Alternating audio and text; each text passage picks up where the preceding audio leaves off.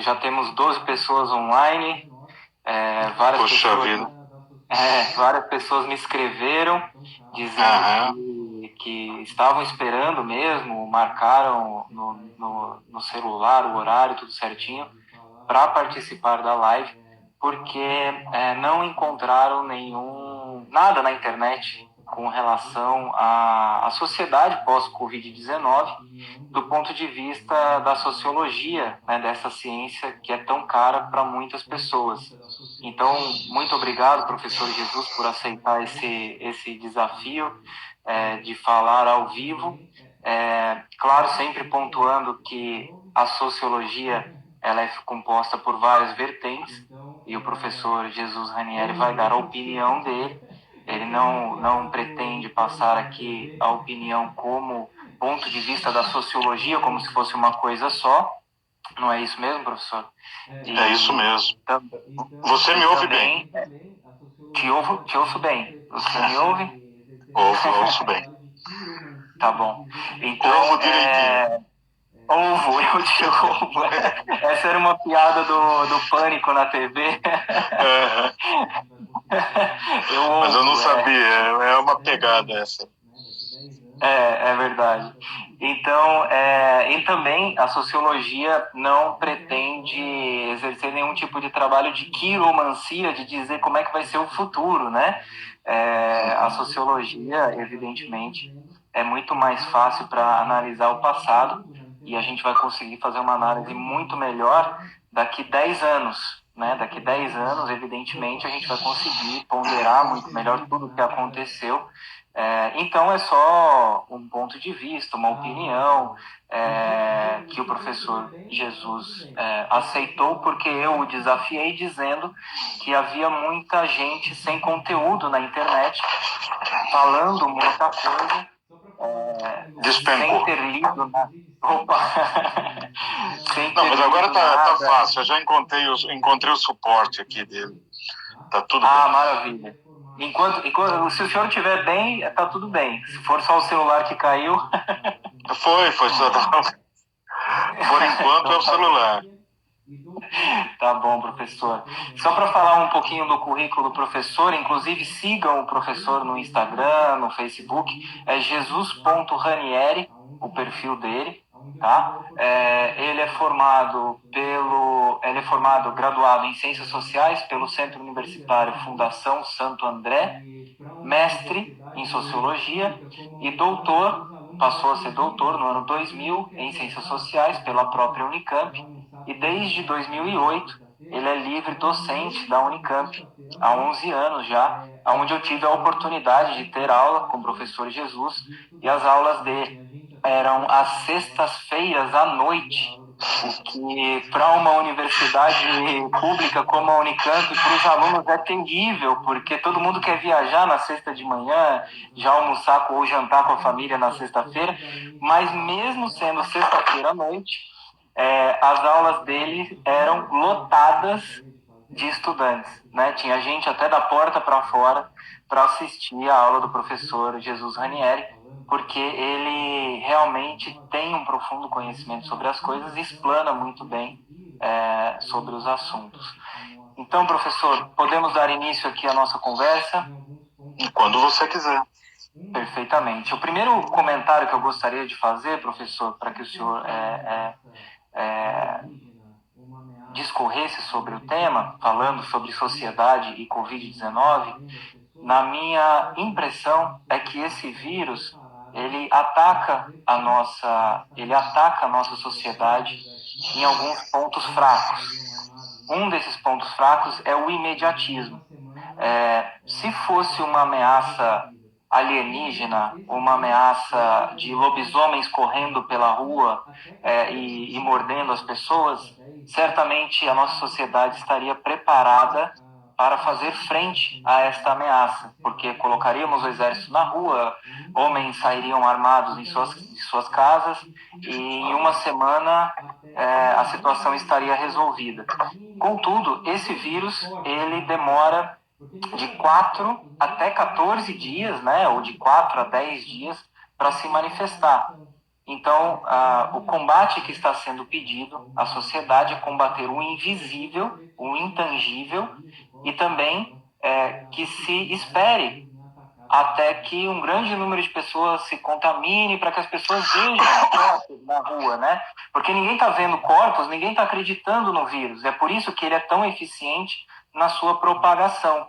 Essa é a minha impressão como um Reles bacharel em sociologia. Eu gostaria que o senhor comentasse sobre isso, qual a sua opinião sobre a efetividade do vírus em atacar a nossa sociedade. Tá bom. Daniel, deixa eu só fazer uma nota pequena antes. Não é? Claro. Eu podia até ter feito antes, mas eu não vou me esquecer do que você perguntou, não. Pode ficar tranquilo. Quando a gente diz que é uma opinião, então, claro que é uma opinião também ancorada, vamos dizer, em alguns fatos, né, em algumas leituras que a gente faz, uma literatura que não é uma literatura médica, mas há uma literatura em saúde, né, na sociologia. Então, quer dizer, a gente pode fazer aí um diagnóstico a partir de coisas que já foram conhecidas e vividas em outras épocas, né? No que me diz respeito, agora, eu só queria fazer uma ressalva, que é a seguinte, né? Toda a minha carreira acadêmica, ela sempre foi vinculada a pensamentos de autores, né? Então, por isso que eu resisto tanto a participar de lives, essa coisa, porque eu fico... Como é um trabalho meio assim escolástico, né, de a gente sentar a bunda e ficar estudando pensamento de, assim, por exemplo, o meu objeto é Marx, né, e para entender melhor o Marx, eu fui na filosofia alemã, eu cheguei a traduzir textos do Marx, então é um trabalho mais assim, demorado de escritório mesmo, né, então por isso que eu tenho tanto cuidado ao me aventurar pelas redes sociais. Eu não tenho vamos dizer, a capacidade, a destreza que tem outros professores, né, em fazer essas incursões, né, mesmo porque até a linguagem que eu uso é uma linguagem, não que eu uso, mas com a qual eu trabalho é uma linguagem meio distante dessa que é assim a linguagem mais cotidiana. Agora, isso não quer dizer, né, que a gente não deva se posicionar e não deva falar a respeito desses acontecimentos, né? Claro. Olha, e aí voltando, então é só isso. Eu queria fazer essa ressalva, né? Porque eu não tô realmente acostumado. Todas as palestras que eu fiz ao vivo são a respeito do meu tema, né? Então, é a categoria trabalho, né, o pensamento do Marx, um pouco do pensamento do Hegel. Ultimamente eu fui até estudar um pouco do Kant para sei lá, para poder amparar melhor esses que são os meus estudos, e como eu dou os autores clássicos em sociologia, né, o Kant serve até para eu poder mergulhar melhor no pensamento do próprio Max Weber, né? Então, essa é a minha seara, né? Então, por isso que eu tomo esse cuidado. Agora, a partir da pergunta que você está fazendo, olha, eu não sei, eu tendo a ver o futuro com muito pessimismo, entendeu? Com relação a essa condição que é a condição imposta pelo coronavírus. E por que isso? Primeiro, porque eu acho, e aí eu acho que tem duas coisas aí que são problemáticas, né? A primeira é a linguagem com a qual a gente pode se apoderar ou incorporar qual é a realidade desse vírus do ponto de vista da própria linguagem da medicina, da infectologia, da epidemiologia. A gente não... Quando você começa a entrar nesse debate, né, que é um debate técnico, e a nossa imprensa não é geralmente a imprensa mais, digamos, coesa, clareza do ponto de vista de como fazer essa expressão, de como expressar essa realidade, a gente já entra aí meio que num terreno pantanoso, né? Então, eu acho que, em primeiro lugar, essa impressão que eu tenho, nós não temos uma ideia adequada do que é a própria morfologia do vírus, entendeu? A gente enfrenta o tempo todo um tipo de informação que tem a ver, primeiro, com o número de infectados, segundo, com o número dos infectados e são assintomáticos, depois aqueles que morrem, e aí eu acho que é uma falsa notícia a respeito de quem morre, daqueles que morrem são só idosos, eu acho que isso não é verdade. Mas se você pegar aí pesquisas já feitas aí novas, pela Fiocruz, pelo Instituto Adolfo Lutz, eles já estão partindo do princípio que, no caso brasileiro, há um rejuvenescimento do vírus. Não é? E no caso do Brasil, que é um país miserável, não é? E extremamente assim, cortado pela desigualdade, onde você tem uma periferia assim imensa e as pessoas não têm acesso nem à água potável, então é claro que você vai ter um número de mortes em cima dessa qualidade de vida que a gente não sabe ainda onde vai chegar, não é? E se você associa isso, não é, o tipo de atitude que o governo federal tem, entendeu? E aí eu estou pensando no presidente da República, né? Quer dizer, é uma pessoa que não poderia nunca, mas jamais fazer o que está fazendo, entendeu? Quer dizer, ele não tem ideia, não é, daquilo que representa o cargo que ele tem, cargo e função que ele tem, não é? Então é claro que você junta isso com uma realidade ancorada, não é, assim, histórica, né, num país que teve 300 anos de escravidão, e que as pessoas ainda incorporam esse tipo de, assim, uma mistura de analfabetismo político com misoginia, com homofobia, não é? E uma ideia absolutamente absurda do que é poder econômico, não é? É claro, isso só pode dar errado, não é? E aí eu acho que a coisa pega. Entendeu? Porque há uma parcela da população, uma parcela assim forte, né, representativa, que está achando que isso é uma brincadeira, entendeu? E não é uma brincadeira. Hoje eu estava com a minha filha no carro, voltando aí de uma pequena um deslocamento que eu tive que fazer, porque a minha sogra é idosa e ela tem que ser muito bem cuidada, ela tem 91 anos, então eu tive que fazer um deslocamento junto com a minha esposa, para minha esposa ficar lá com ela e eu poder, para ela fazer uma quarentena lá com a mãe dela, né? E voltando, a minha filha, que me ajudou muito nisso, disse o seguinte: olha, tem um dado aqui dizendo que na Vila Brasilândia, em São Paulo, né, que é um bairro periférico, muito pobre, você tem, eu não vou me lembrar em assim, pormenor dos detalhes, mas você tinha um número, digamos, numa região específica ali da Brasilândia, acho que 87, 89 casos, 57 mortes. No Burumbi você tinha 300 casos e 3 mortes. Entendeu? Então isso é só para dar uma ideia de como... E esse é um mapeamento que está começando a ser feito agora, né? Isso é feito por instituições aí que são instituições importantíssimas, que são justamente essas que o Bolsonaro odeia, não é? Que são as universidades públicas. E a coisa está tomando, acho eu, né, assim, um padrão em que a gente não tem ideia ainda por causa da qualidade da disseminação. Entendeu? Eu que dou aula em Campinas, agora eu estou falando contigo de São Paulo, que é onde eu moro. Tá?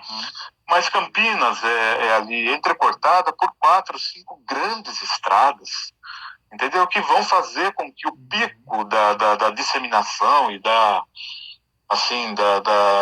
da proliferação do vírus e, portanto, um pico de pessoas infectadas aconteça daqui a algum tempo, né? Eu acho que a Unesp mesmo já tem uma previsão aí para daqui 2, 3 semanas, só que a Unesp pensa de maneira mais abrangente, no sentido de falar, olha, é o interior de São Paulo, entendeu?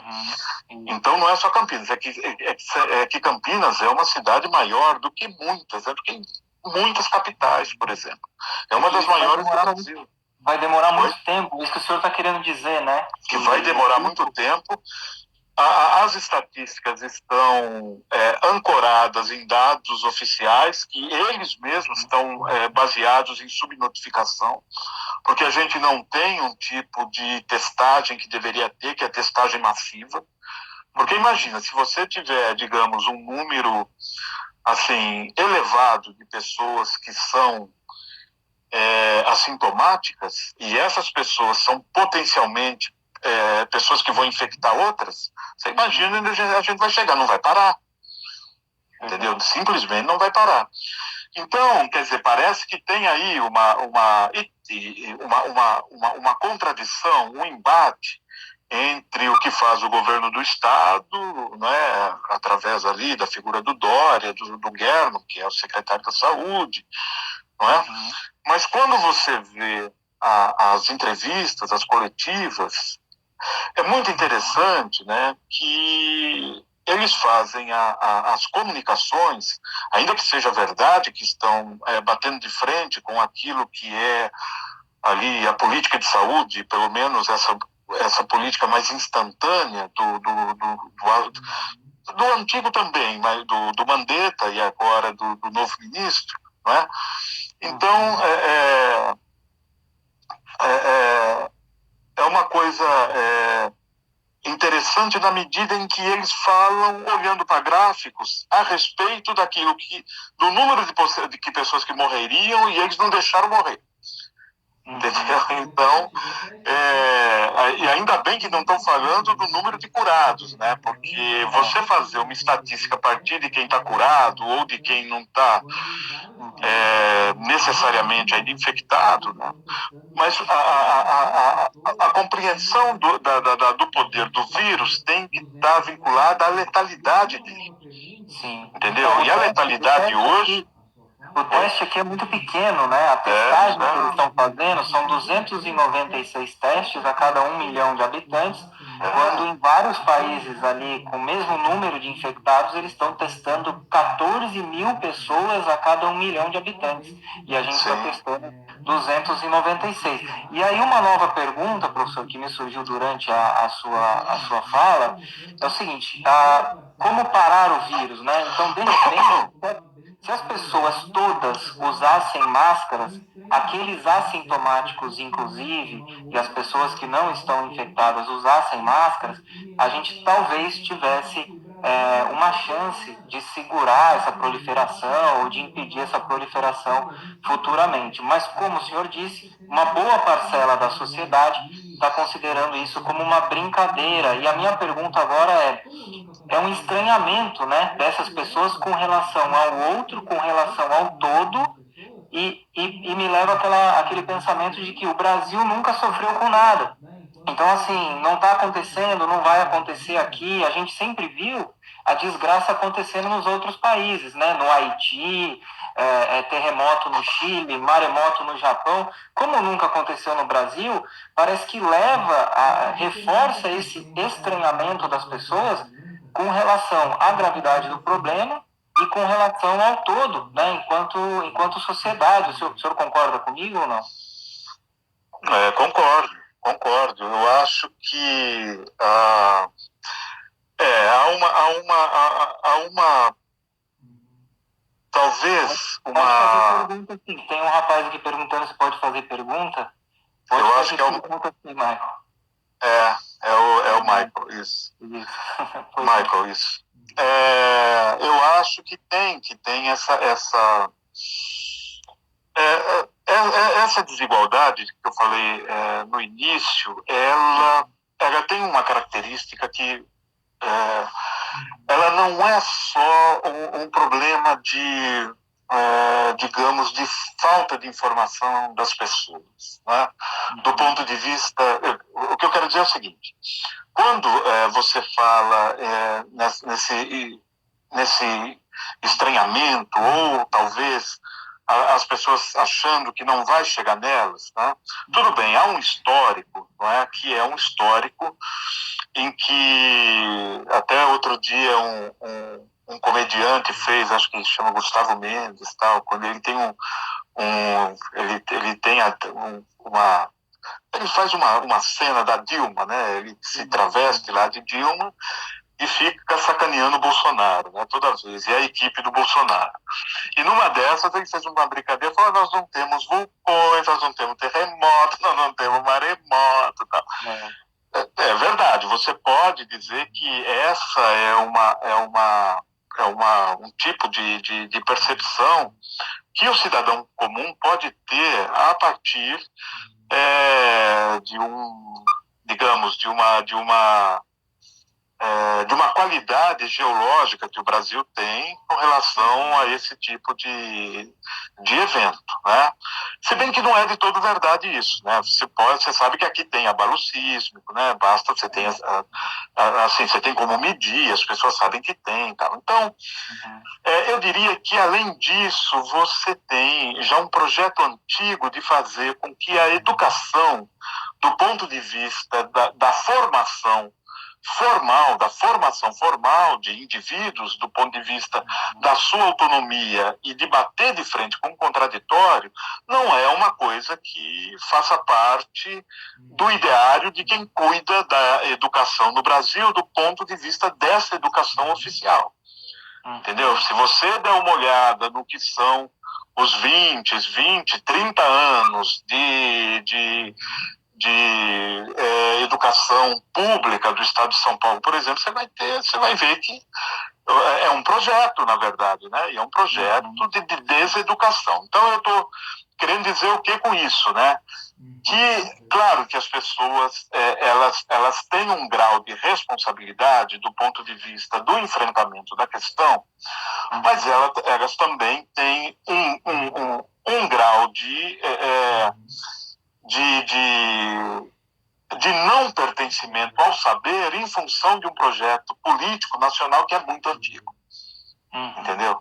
Não que eu esteja tirando a responsabilidade dessas pessoas, porque, por exemplo, no caso da última eleição, que foi lá em 2018, a gente cansou de dizer que ia dar errado, né? Como está dando agora. Só que lá a gente não esperava que fosse ter um vírus na jogada, né? Do tamanho esse, e olha, podia ser muito mais letal. Você imagina, a letalidade desse deve estar em torno de 5, 6% no Brasil.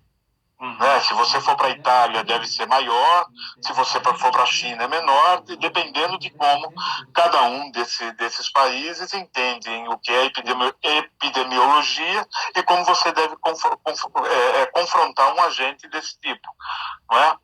Agora, se fosse por um vírus aí com 40% de letalidade, né? Como? Nós já tivemos vírus que tem 40% de letalidade, alguns até 60%, né? Eu acho que se fosse, por exemplo, uma epidemia de ebola, né, que o vírus se mata em 3 dias, é até maior. Eu acho que a letalidade do ebola está entre 70% e 80%. Mas aí eu não sei, justamente porque não é o meu tema, né? Então, de alguma forma, é um vírus que ele pode... ele é significativo do ponto de vista dessa letalidade. Nós temos alguma sorte ainda em ela ser relativamente baixa, né? Mas eu nunca pensaria no coronavírus ou na doença, né, na Covid-19, exclusivamente do ponto de vista dessa relação interna ao próprio ser do agente infeccioso, do próprio vírus, né? Mas ele tem a ver com essa realidade nacional do ponto de vista de como a relação entre política e saúde se encontram do ponto de vista do enfrentamento e de como há, sim, também uma certa resistência por parte de quem manda na saúde quando pensa nessa divisão do trabalho, uma divisão territorial do trabalho, que mais do que nunca está arrebentando quem tem que sair da periferia, ficar horas dentro de um transporte público, né, geralmente abarrotado, e ali claro, é o laboratório, é o lugar da infecção. Não é? Então é por isso que onde você tem uma distribuição assim, urbana muito forte e ao mesmo tempo miserável, né? Favelas, pensa que é a periferia de São Paulo. Entendeu? Então é claro que a doença ela tem uma geografia que vai matar muito mais pobre do que rico. Rico vai morrer? Claro que vai, mas quando ela pegar forte, do ponto de vista da sua expansão e dessa divisão do trabalho, que acabou sendo mais arrebentada ainda com reforma da Previdência, reforma trabalhista, né? E os impropérios que a gente ouve o tempo todo na TV, né? O presidente mesmo deve ter saído ontem ou hoje para abraçar, né, os apoiadores. Tal. Quer dizer, aí não dá, porque, claro, isso tem um tipo de ressonância em cima de quem acredita que esse é o caminho, que vai matar não só os apoiadores, mas aqueles que estão tendo o mínimo de cuidado científico no sentido de impedir a proliferação do vírus. Então não tem por onde. Então não dá para pensar no vírus sem pensar que há uma política assim oficial e uma política que vem do governo federal que é perigosíssima, não é? Sim. É claro que no caso de São Paulo... Que vai contribuir muito para a letalidade. Claro, que vai contribuir muito para essa letalidade, sem dúvida. Então é por isso que eu acho muito difícil dizer qual vai ser o futuro, entendeu? Aquele epidemiologista que é muito o infectologista, o Átila, né, que vem aparecendo, Yamarino, né? Ele, numa das entrevistas, acho que no Roda Viva, chegou a dizer, falou, olha, não vai ser mais igual. E tem outras pessoas dizendo que não também. E não vai ser mais igual porque a característica da infecção, ela é muito brutal. Do ponto de silenciosa. E o que vai ser do futuro do ponto de vista de um país que não vai conseguir segurar?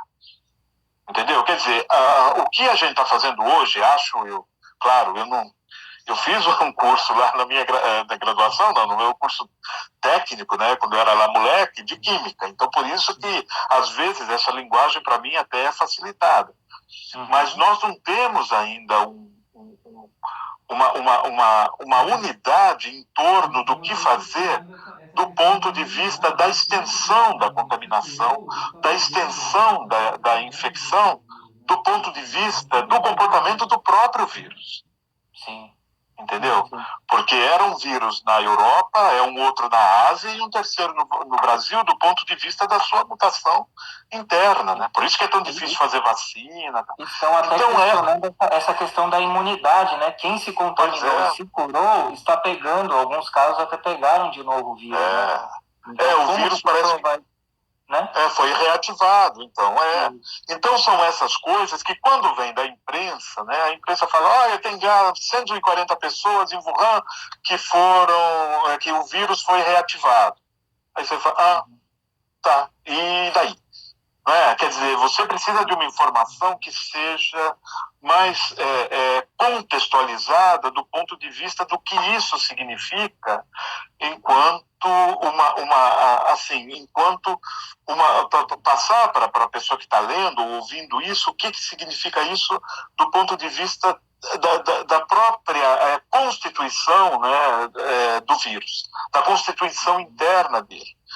Não é? Aí você pode falar, não, mas ninguém sabe. Mas alguma coisa sabe. Claro. É que a imprensa também, ela recorta e edita informações, né? Mas isso não quer dizer que esteja culpando a imprensa de forma, assim, final ou definitiva. Mas o que eu estou dizendo é que o mínimo de cuidado nas conexões a respeito desta Constituição seria importante na hora de passar a informação para a gente, inclusive com jornalistas que fossem, assim, tivessem mais cuidado um pouco na hora de falar disso, né?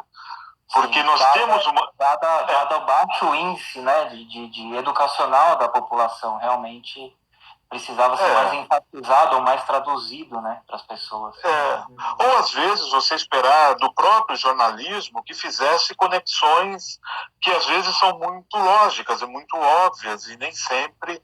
Ou seja, nós temos, assim, digamos, uma escola que é televisiva ou até escrita, às vezes que perde um pouco na hora de fazer essas conexões, entendeu? Sim, mas isso é uma coisa já... É muito difícil você ver numa notícia de jornal a gênese de um fenômeno, né? Geralmente o que você vê é uma notícia pronta.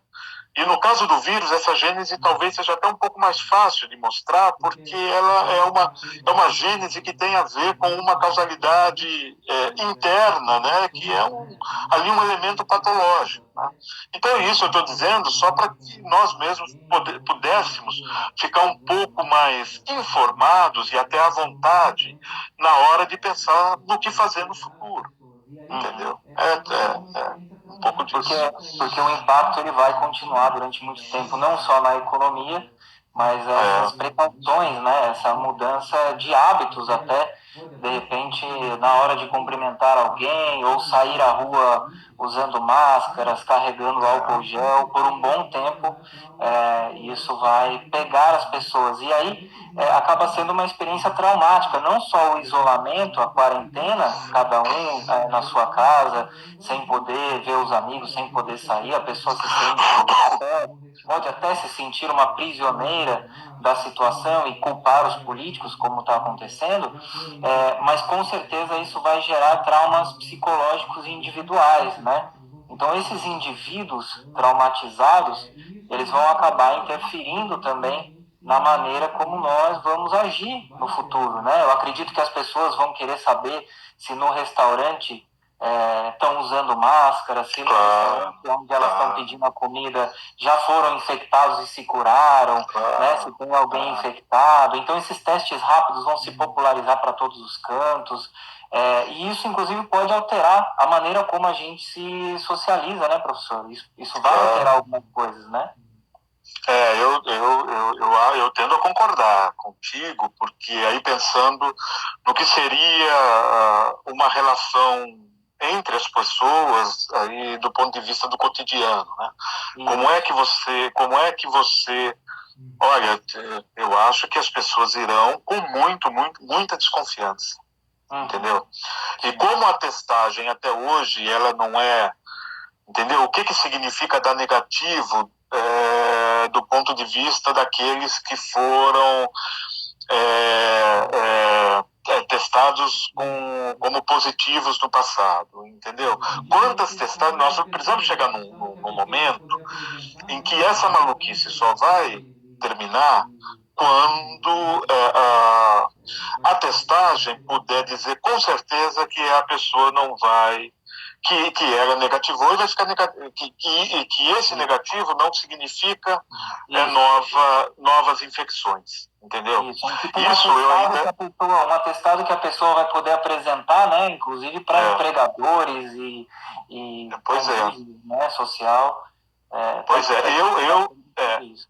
Então, isso hoje eu não sei como é que está. Aí essa conversa teria que ser uma conversa técnica, que tem que ser tida com quem é da área mesmo, um infectologista, alguém que conheça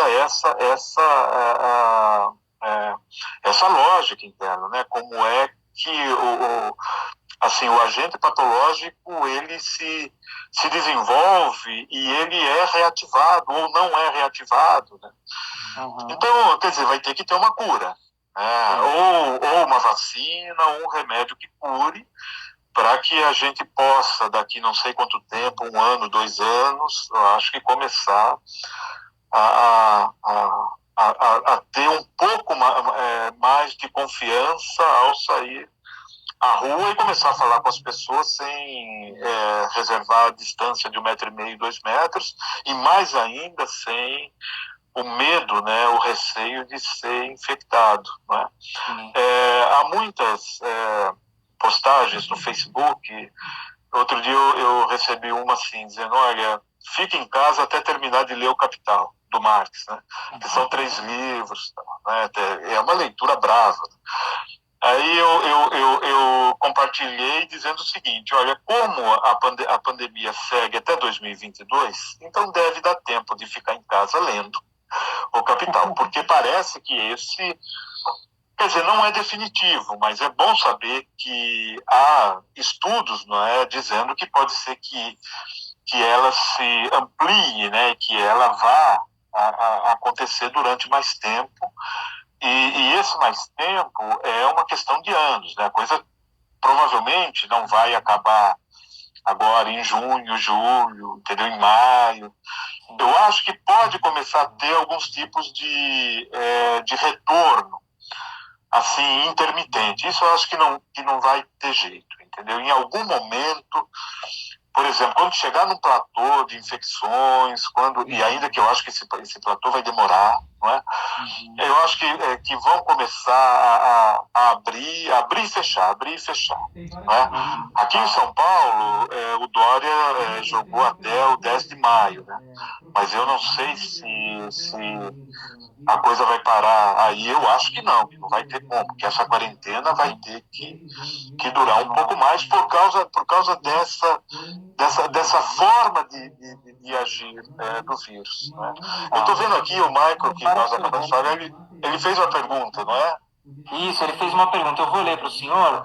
Professor, o neoliberalismo até a pandemia do coronavírus estava atuando fortemente como ideologia dominante no capitalismo desde os anos 1970.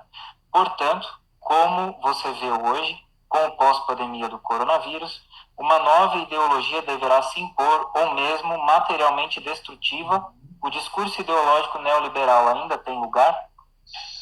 Olha, lugar eu acho que lugar eu acho que não teve desde o início, né? Mas foi uma política vitoriosa do ponto de vista de arrebentar direitos e de se interpor, né, entre Estado e cidadão de forma a aniquilar também o Estado, não é?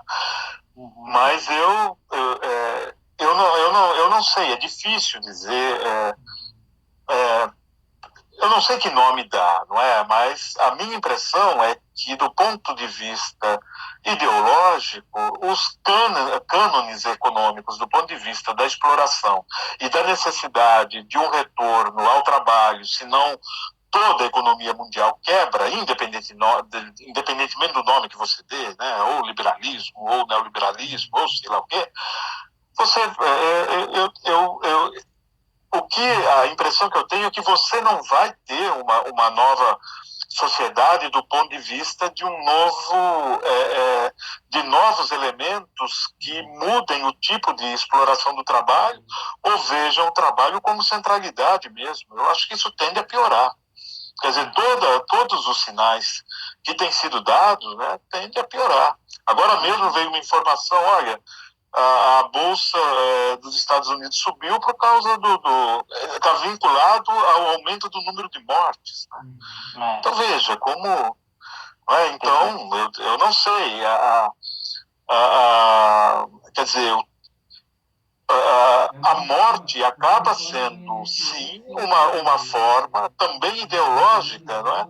De você eliminar obstáculos econômicos do ponto de vista de quem é dono do próprio capital.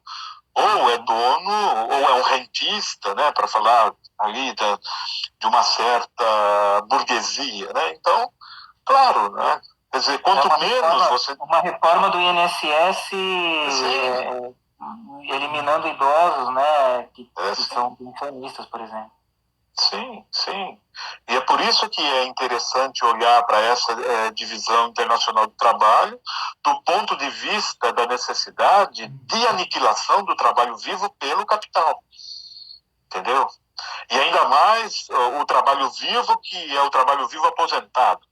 Né? O trabalho vivo que não precisa, que não precisa não, né? Ele dedicou boa parte de sua força de trabalho, boa parte da vida, não é, a criação de riqueza. Então, nesse sentido, é um sentido muito, muito, muito perverso dessa economia, da economia do capital. Então, eu não vejo com bons olhos, não. Não acho que a solidariedade vai aumentar a partir Pode ter uma solidariedade, assim, intra-grupos, não é? Mas não que vai ter uma solidariedade maior do ponto de vista da grande economia, da macroeconomia, não é? Dessas malditas economias de escala. Isso nós não vamos ter. Eu tenho certeza que não. Professor, temos outra pergunta aqui, da Jaque F. Figueiredo. Ela pergunta o seguinte: professor, considerando esse projeto político anti-educacional de décadas e o uso de plataformas online e ao vivo, como o senhor vê a educação e os processos de formação atualmente e no futuro? Olha, esse é outro debate interessante. Eu acho que, do ponto de vista do meio, né, as plataformas digitais são interessantes do ponto de vista de uma comunicação universal. E até tem, claro que nós pagamos por ela, né? Aqui, para fazer isso que estou fazendo, eu tenho uma ligação da Claro, que era NET, né? E aí você vê a característica do monopólio, né, avançando. Então, você não deixa de ter grupos privados levando isso adiante, né? Então, a primeira coisa que tem que ser dita do ponto de vista da utilização do meio, não é? Ainda que seja um meio não material, né, mas a respeito do trabalho produtivo, improdutivo, trabalho material, que a sociologia vem tratando, enfrentando já há um bom tempo. Eu acho que a educação à distância, a Unicamp tem algumas experiências, né? E são experiências que eu conheço muito pouco, porque eu não acompanhei, porque aí vai e volta aquela questão da opinião, né? Por exemplo, hoje eu não estou dando aula, né? Mas a minha experiência lá, pegando lá o Google Meet, eu reúno parte significativa da turma e vou dando, assim, fazendo com eles, para não deixar a peteca cair, né, discussões a respeito daquilo que seria o conteúdo da disciplina. Mas esse conteúdo virtual, de forma alguma, substitui o conteúdo presencial. Né? Porque a relação... Professor, aí entra a pergunta da Ana Vu, que pergunta exatamente isso. Como ajudar a pensar estratégia para uma educação presencial pós-Covid? Exatamente isso que o senhor está falando agora. Eu tenho a seguinte impressão. Primeiro, que nem todo mundo, quando a gente pensou em fazer a coisa para a plataforma digital, eu quis deixar muito claro o seguinte: e aí, respondendo a Ana, eu acho que é projeto pedagógico. E é projeto pedagógico no interior da área em que nós estamos inseridos. Entendeu? Eu posso informar pessoas a partir desse meio, dessa mediação de uma plataforma digital. Mas eu duvido muito que eu consiga formar pessoas a partir desse meio. Entendeu? Eu acho que ele não substitui de maneira nenhuma a presença. Então, uma coisa é o próprio projeto pedagógico do ponto de vista do fundamento daquilo que precisa ser ensinado e é o fundamento da própria formação do indivíduo. Uma coisa, por exemplo, é pegar, como eu fiz agora nas primeiras aulas que eu dei, aula não, nas primeiras sessões, porque os alunos não são obrigados a aderir e eu não vou avaliar e eles não vão ter anotação de frequência, de jeito nenhum. Não é? Por quê? Porque é um meio que não é presencial. Não é? Então, em primeiro lugar, não dá para exigir de um aluno que fez um contrato lá com a universidade para ter aula presencial que eu vá substituir essas aulas presenciais através da mediação de uma plataforma digital. Não vou fazer isso. E por que não vou fazer isso? Só para dar um exemplo. Eu comecei o meu curso de Weber de uma maneira que é um pouco usual, que é dar a crítica da razão pura do Kant. Entendeu? Dar o prefácio, a primeira edição, o prefácio, a segunda edição, e aí trabalhar com os alunos conceitos como a razão transcendental, o que é razão, o que é juízo juízo sintético a priori, juízo analítico, entendeu? São coisas que, para você fazer do ponto de vista da ausência do debate ou da ausência da própria presença, é muito difícil. O que eu quero dizer com isso? Um dia pode ser que a educação à distância substitua a presença para ter esse tipo de formação, e é um tipo de formação fundamental para entender a política nos dias de hoje, do ponto de vista da presença. Então, a minha dúvida é, a mediação da plataforma digital, consegue fazer com que esse tipo de fundamento, que é um fundamento teórico, um fundamento de teoria social, um fundamento filosófico, seja capaz de substituir a presença, entendeu? Inclusive do ponto de vista da formação do cara para enfrentar os elementos políticos que vêm depois, que é isso que a gente falou, por exemplo, no começo aqui da nossa sessão. Eu não sei, eu tenho muita dúvida. Por quê? Porque a formação presencial, ela está fundada numa relação de pergunta e resposta, não é?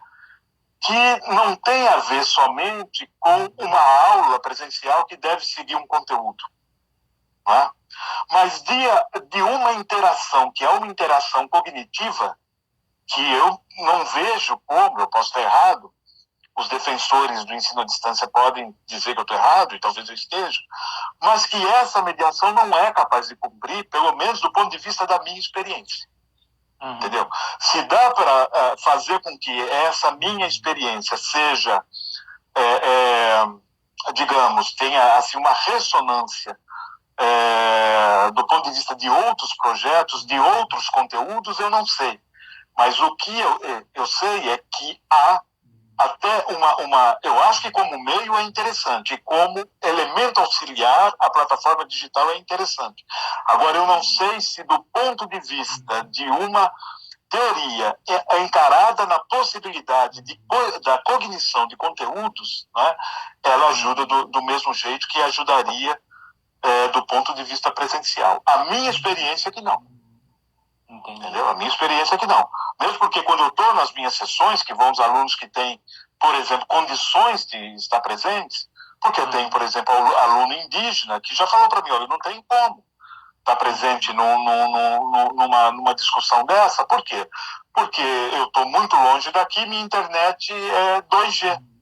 Entendeu? E eu deixei muito claro para ele ficar tranquilo, porque a ideia, essa ideia do Instituto de Filosofia e Ciências Humanas, apresentada para a reitoria da Unicamp, que é a seguinte: quando passar essa fase aí, que pode acontecer em junho, julho, sei lá até quando, nós vamos ter pelo menos 60% da carga horária presencial. Isso dá no mínimo 9 aulas, e é no mínimo. Agora, claro, aí é uma discussão que tem que ser feita, assim, em nível do Instituto e também da própria universidade, o que a gente vai fazer para substituir esses momentos de aula não presencial. Então, essas sessões que eu faço, virtuais, que duram, em média, 2 horas, com os alunos, para a gente continuar com o debate do conteúdo da própria disciplina, eu não conseguiria fazer com a mesma qualidade se não fosse presencialmente. Entendeu? Então, é essa a impressão que eu tenho. Não sei se professores, pesquisadores da comunicação, da própria educação, como é que eles entendem essa relação da educação à distância com essa capacidade de cognição do ponto de vista de um conteúdo abstrato. Entendeu? Em que a interação é fundamental para a própria formação. Porque não é a mesma interação, é essa interação virtual. Sim, sim. Comentando aqui, até o curso, por exemplo, o curso de Direito, ele não pode ser dado via EAD, né? Uma posição da OAB que proíbe que o curso de Direito seja dado à distância. Justamente por isso, porque esse debate presencial já faz parte da formação de um advogado, e um sociólogo, acredito eu, que não seria muito diferente de estar ali presencialmente, de fazer perguntas, intervenções presencialmente junto com o grupo, né? É realmente muito diferente. Porque também a pessoa online, ela pode se ausentar e o professor não vai nem ficar sabendo, né? Ela deixa isso acontece. Ligado, né? Ela deixa ligado aqui, vai ali, vai fazer outra coisa e... ela desativa... Isso, ela desativa o microfone e desativa o vídeo, e você não sabe. No meu caso, coincidentemente, as pessoas têm sido muito fiéis ao encontro, né? Então, quando eu termino, tá todo mundo lá já, né? E tem intervenções, tal. Mas está muito longe ainda de se vincular ao tipo de formação que a gente exige num curso de ciências sociais como o nosso. Claro. Entendeu? Professor, tem outra pergunta aqui da Ana Luísa Roda. Professor, por favor, o senhor poderia explicar melhor essa questão de necessidade de aniquilação do trabalho vivo pelo capital? O senhor comentou agora há pouco. Essa é uma discussão que aparece no Capital do Marx, né, já no livro 1 do Capital, em que o Marx deixa muito claro, aliás, essa é uma coisa que provoca outros tipos de debate, né, porque o Marx trabalha com determinadas categorias no Capital e que elas são revistas depois por outros autores contemporâneos, e sempre isso dá uma certa tensão, porque há vezes que algumas categorias são entendidas de maneira distinta por diferentes leitores do Marx. Se a gente pegar o Marx, o que ele está fazendo? Né? Ele está desenvolvendo uma teoria que diz respeito à produção de riqueza a partir de uma certa dedicação, né?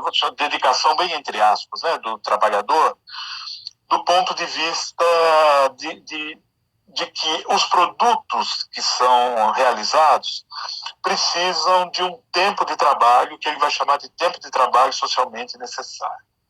Então, toda jornada de trabalho tem lá um tempo que tem a ver com a produção da mercadoria, que é esse tempo de trabalho socialmente necessário, e tem um tempo de trabalho, né, que ele pode estar, do ponto de vista da jornada, destacado desse tempo de trabalho socialmente necessário. O problema é que quando o capitalismo precisa dessa força de trabalho para realizar a realização do que o Marx vai chamar de valor, né?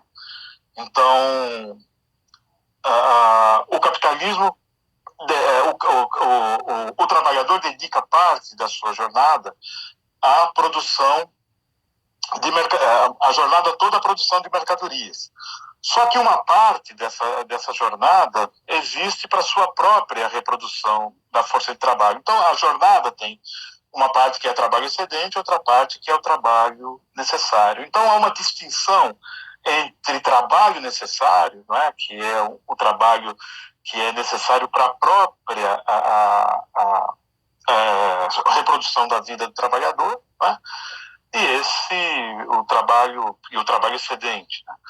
Então,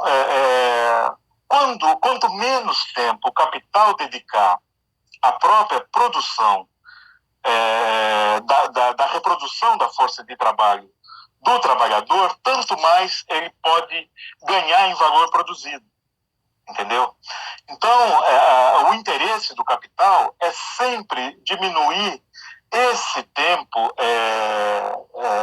de trabalho, em que o trabalhador se dedica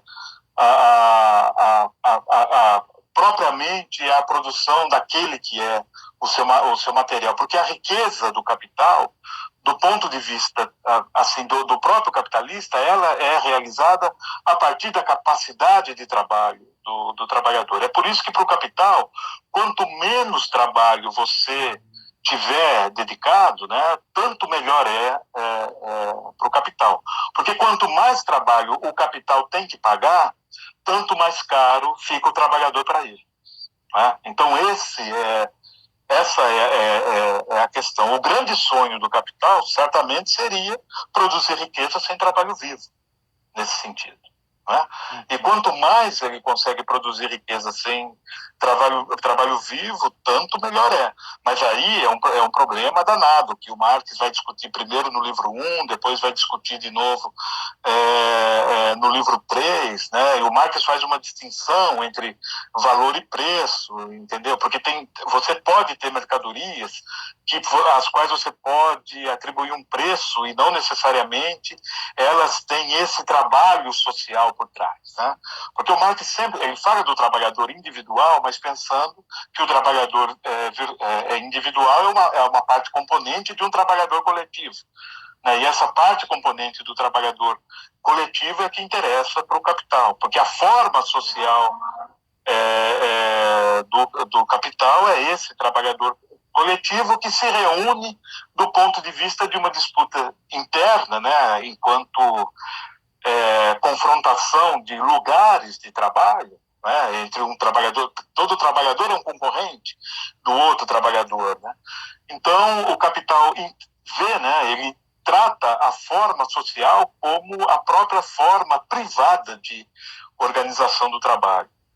Então, quer dizer, quando a gente lê o Marx, lê o Capital, pensa nessa relação entre trabalho necessário, trabalho excedente, tempo de trabalho socialmente necessário, você vê que até o coronavírus hoje tem a ver com esse conteúdo, né? Na medida em que a gente não pode deixar de considerar que a grande indústria, incluindo a indústria da alimentação, não é?